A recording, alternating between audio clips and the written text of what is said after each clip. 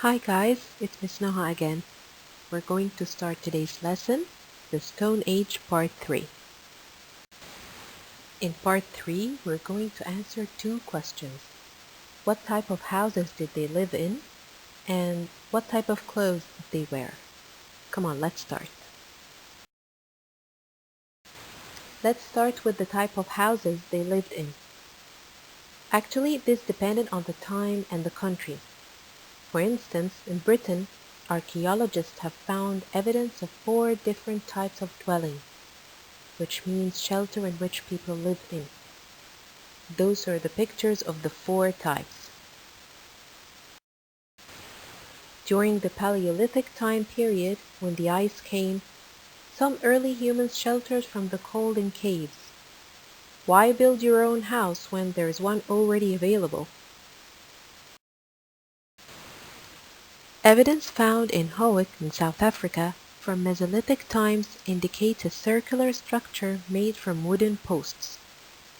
There are no existing houses remaining, but archaeologists have found marks in the ground that they believe were made from the timber poles.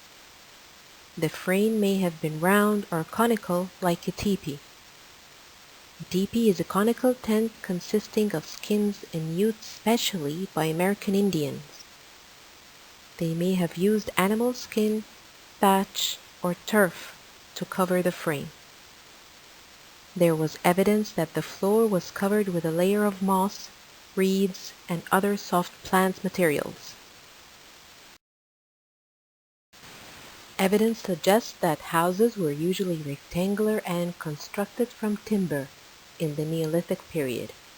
None of these houses remain, but we can see the foundations. Some houses used wattle and daub for walls and thatched roofs. There was evidence that the floor was covered with a layer of moss, reeds, and other soft plant materials as well. Some houses in the Neolithic period, like those uncovered at Skara Brae, were built from stones. They were built into mounds of rubbish known as midden. This could include small stones, shells, mud, and animal bones. It would provide some stability as well as insulation.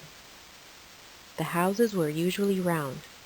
They had beds and storage shelves and a hearth in the middle. Our second question is, what clothes did they wear? People wore animal skins to keep them warm, sewn together using bone needles. The fine bone needles that have been found were probably used for embroidery as well. The bodies of a boy and a girl buried around 28,000 years ago in Russia were found with thousands of ivory beads and fox teeth covering them, work that would have taken years to complete. We also know that people were weaving fabric back then, which could have been used for clothes, and dyeing spun plants fibers different colors. So maybe fashion started a lot earlier than you might think. That was it for part 3. In part 4, we're going to learn about the food they ate, how did they communicate, and what did they do. Thank you and see you next session.